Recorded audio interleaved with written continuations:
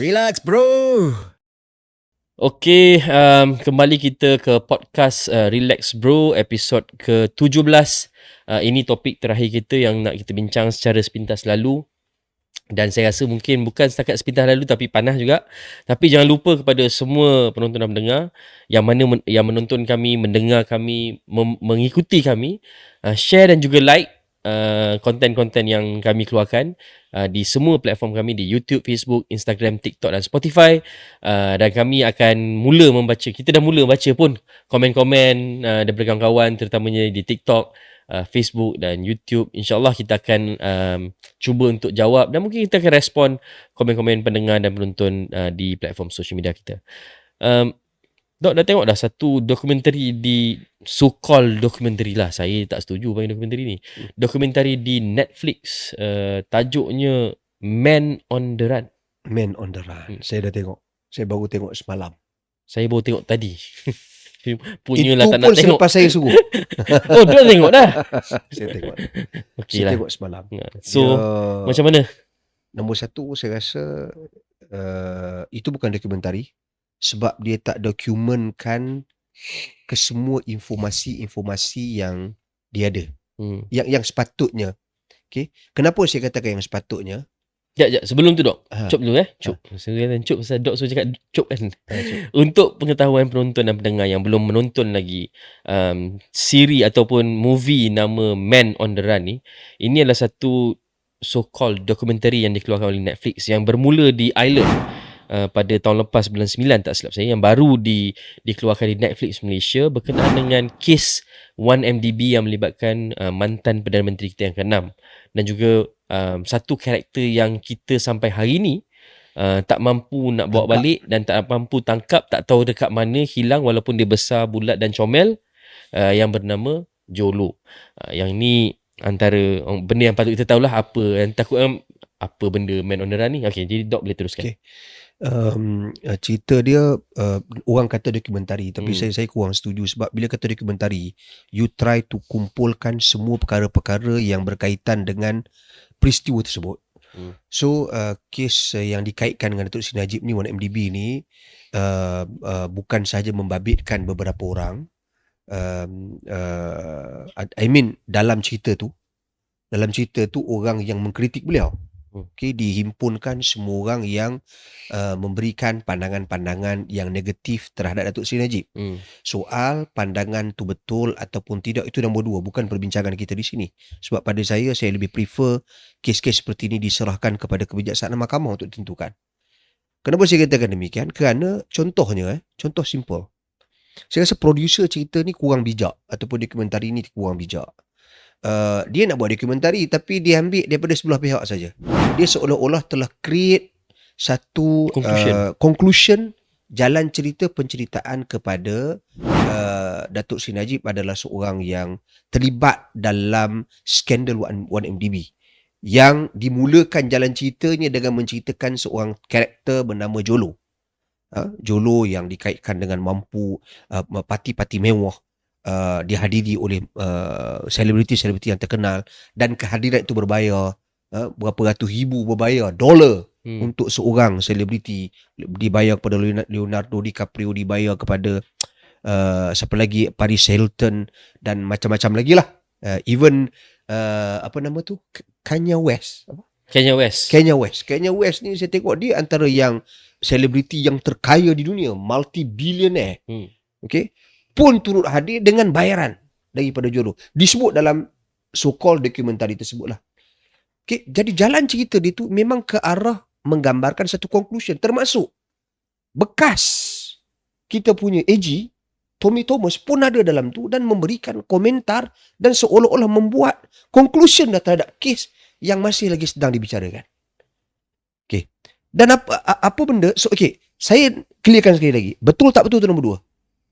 Betul tak betul serah kepada mahkamah. Kita tak nak campur. Sebab tu bila saya baca hari ni ke semalam, Tan Sri Syafiee mengatakan ini contempt of the court. Yes. Okay. Sebab untuk pengetahuan penonton dan pendengar, walaupun kes SRC dah selesai, kes 1MDB tengah berlangsung perbicaraannya di Mahkamah Tinggi. Yes.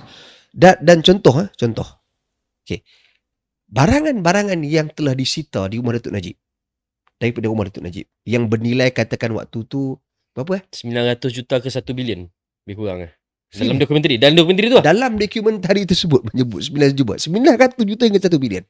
Barangan itu telah dikembalikan kepada Datuk Seri Najib Dan Datin Seri Rosmah. dan Datin Seri Rosmah pada November 2022. Keputusan. Itu keputusan. Itu keputusan mahkamah. So maknanya barangan itu Tak ada kena-mengena pun. menurut mahkamah tak ada kena mengena dengan Kes OMDB. kes 1MDB.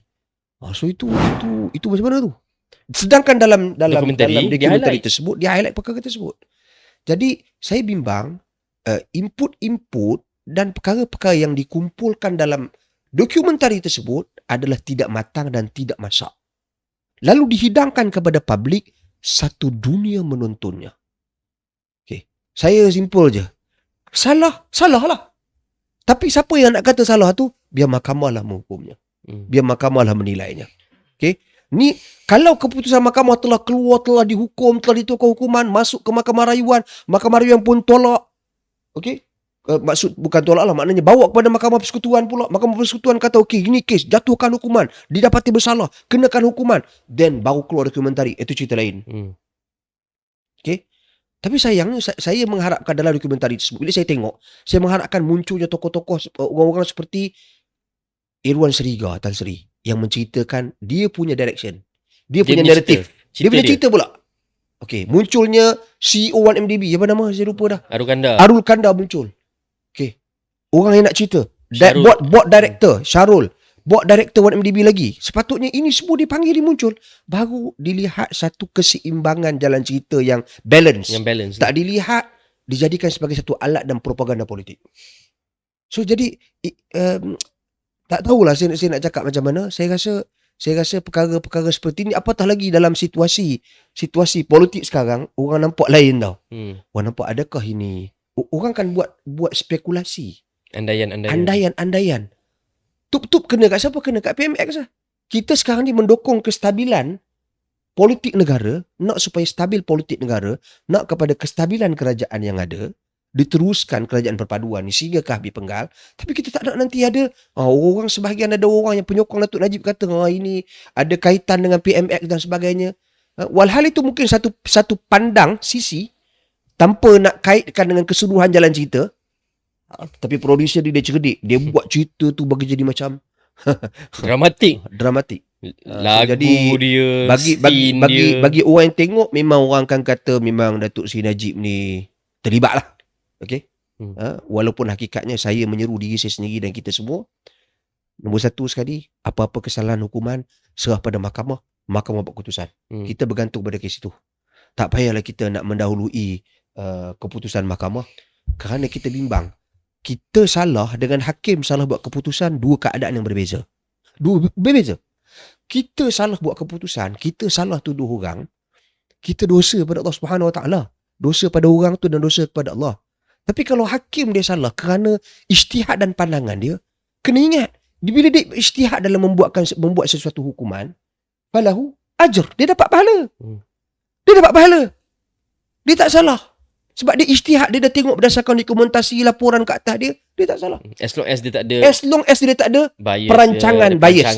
As long dia tak ada bias, kecenderungan, tak terlibat dalam konspirasi, tak ada skandal, dia dapat satu pahala. Tapi kita ni yang tak duk pergi tuduh, tak ada bukti, tak tahu apa jalan cerita yang sebenar, pandai-pandai pergi buat cerita, kita menjawab di hadapan Allah Subhanahu Wa Taala. Jadi saya katakan tadi, saya sebut isu ini bukan kerana nak tuduh siapa-siapa, tidak, tetapi adalah lebih kepada nak supaya kita semua faham bahawasanya cerita-cerita seperti ini dia memburukkan lagi imej negara kita, memburukkan lagi hubungan sesama kita, apatah lagi dalam parti-parti politik kerajaan perpaduan pada hari ini. So jadi kita minta supaya kalau boleh, apatah lagi, paling penting sekali, cerita ni tidak matang dan tidak masak konten-konten kandungannya, kerana kes mahkamah masih berjalan, contempt of court dan telah dinyatakan oleh Tan Sri Syafiee semalam. Jadi saya mengharapkan supaya bincanglah macam mana ditarik ke kes cerita ni daripada Netflix, supaya selesaikan kes mahkamah, kemudian nak buat dokumentari ke depan, buatlah macam mana jalan cerita yang sebenar, kumpulkan semua yang dikaitkan dengan kes 1MDB, baru dia adil. Wallahualam. Saya lebih berminat untuk melihat apakah tindakan YB Menteri Komunikasi terhadap isu ni. Bila mana benda ni jatuh di bawah jurisdiction dia, dan kalau ikutkan memang Siri ni keluar, timing dia memang tak kena lah. Macam Dok kata tadi, satu, 1MDB punya kes masih sedang berjalan di Mahkamah Tinggi. Bermaksud apa saja conclusion yang dibuat di peringkat cerita Netflix ni, Man on the Run ni, dah tentu-tentu akan menimbulkan orang kata sub judice lah, ataupun contempt, sebab court belum buat keputusan lagi. Then you boleh dituduh untuk menghina mahkamah. Itu satu. Kedua, ada PMX dalam tu. Ada PMX dalam tu. Maksudnya PMX dijadikan alat propaganda di dalam Netflix untuk membuat conclusion bagi public perception ni, public court of opinion. Dia nak terus buat judgement yang 1MDB ni semua salah Datuk Seri Najib dan salah Barisan Nasional, yang akan menjejaskan hubungan kerajaan perpaduan yang dianggoti oleh Barisan Nasional dan parti-parti lain. Jadi yang ni saya agak, orang kata, Dok, saya nak tengok jugalah apa menteri akan buat. Adakah menteri akan panggil Netflix atau isu surat macam mana dia buat dekat TikTok dulu. Dia kata kena mematuhi kerajaan, undang-undang kerajaan dan sebagainya. Dan ini jelas yang ni jelas memang you go against the law sebab kes masih sedang berjalan. Itu satu. Dan saya setuju dengan pendapat Dok lah. Bagi saya ini bukan dokumentari. Ini lebih kepada propaganda murahan yang muncul pada masa yang orang kata tak sesuai langsung. Tapi sesuai untuk dia lah. Sebab mungkin dia objektif keluarnya cerita ni semasa kes 1MDB tengah berjalan untuk mungkin mengganggu kelancaran penghakiman kes. Satu. Kedua, mungkin dia nak terus bunuh karakter seseorang melalui public court of opinion. Pendapat-pendapat rakyat. Dan ketiganya, watak-watak dalam kononnya dokumentari ni ialah watak-watak yang bias. Tony Phua ada kes yang melibatkan Lim Guan Eng. Tommy Thomas ada banyak benda yang unsettled. Buku dia, pengguguran kes Lim Kit Siang, ada banyak. Apa nama, siapa yang Mak Saleh yang perempuan tu? Claire pun ada kes. YB Syed Saddiq pun ada kes. Jadi I mean, come on lah. You nak buat dokumentari, make sure you punya dokumentari ni clean. Kan? Orang-orang yang you minta pendapat ni, dia ada credibility. Bukan orang yang ada masalah. You buat dokumentari, kononnya nak menyatakan salah seseorang, then you panggil orang yang memang ada masalah untuk bagi pendapat. What a joke. This is clearly is a joke. Saya tahu ada yang masih mungkin tak faham dinamik atau mungkin yang menyokong sesetengah individu rasa ini memang betul, memang salah. Tapi saya memohon kepada semua pendengar dan penonton dan keseluruhan rakyat Malaysia, be open mind. Kita ada rule of law. Kita tak pakai rule of jungle. Jangan terus buat keputusan sebab kes sedang berjalan. Biar mahkamah buat keputusan.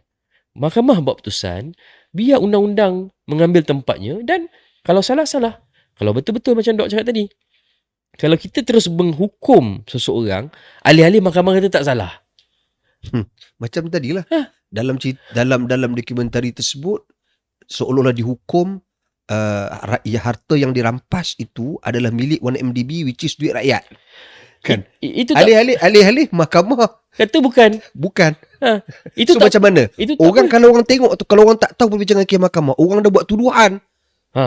Ini pencuri duit rakyat 1 bilion. Barang tu tak ada kena-mengena pun. Barang tu memang barang dia. Itu satu. Ni mendiang Kevin Morias muncul juga dalam dokumentari, kononnya dokumentari ni. Kenapa muncul dalam dokumentari ni? You nak kaitkan dengan siapa?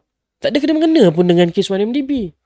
Ini benda-benda macam ni yang perkara yang mengarut. Ini we are better than this. Bagi saya rakyat Malaysia lebih baik daripada apa yang cuba digambarkan oleh producer filem dalam Netflix ni. Kalau kita, janganlah kita ni dihina mentality kita oleh Netflix. Oleh producer movie ni. Dan saya harap Menteri Komunikasi Mohon sangat. Ini melibatkan kredibiliti PMX. Ini melibatkan kredibiliti negara.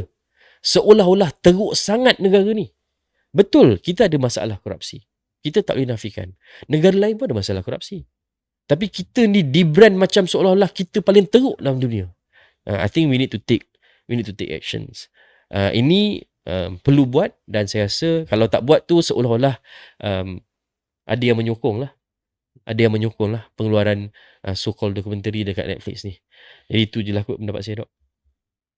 Okay. Jadi itu saja topik-topik yang dalam kita bincangkan dalam podcast Relax Bro di episod ke-17. Mungkin kita nak jemput lah kot. Kalau boleh kita jemput lah. Kita pun tak pernah ada tetamu khas. Tapi tak tahulah lagi siapa nak jemput. Kita akan buat surprise kalau ada.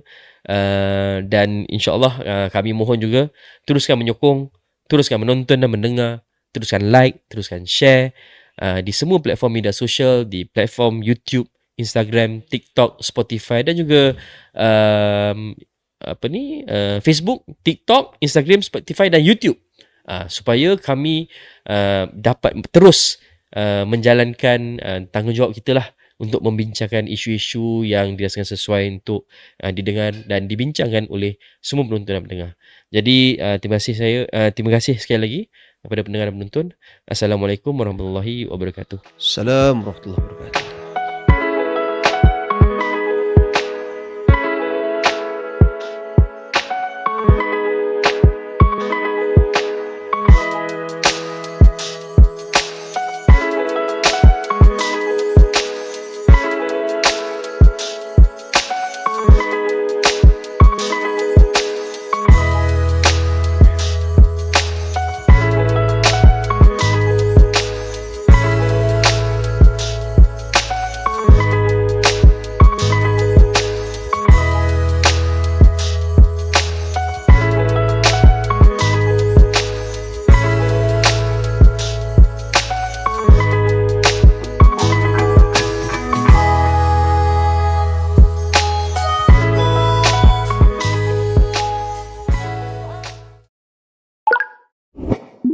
Relax, bro.